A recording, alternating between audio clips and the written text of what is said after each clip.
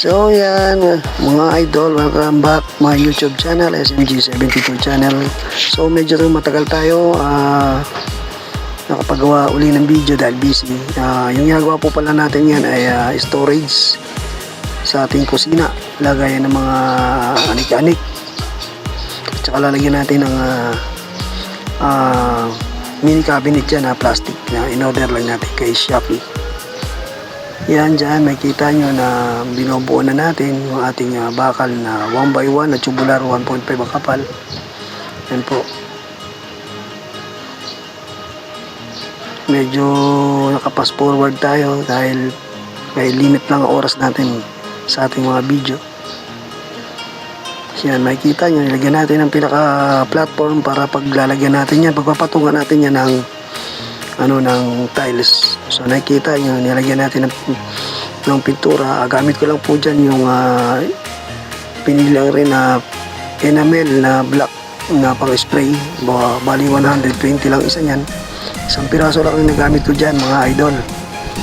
Yan, nilagyan ko na rin ng sealant para sa pagpakapit yan sa tiles natin ilalagay dyan sa ibabaw.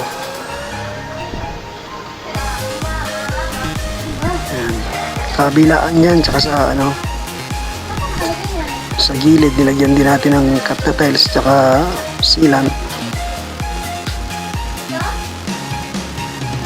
Yan, nakikita nyo plywood na nilagay ko sa ibabaw ay 1/4 lang po na plywood yan, tsaka nilagyan ko ng backing, tapos i-rebit po natin yan.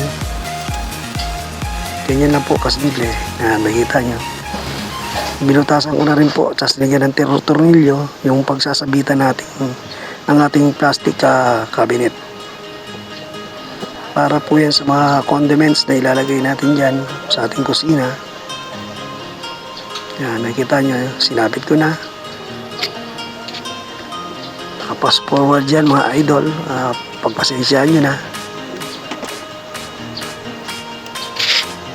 Simpleng DIY storage cabinet po yan sa ating kusina dahil maliit lang po ang pwesto ko sa bahay.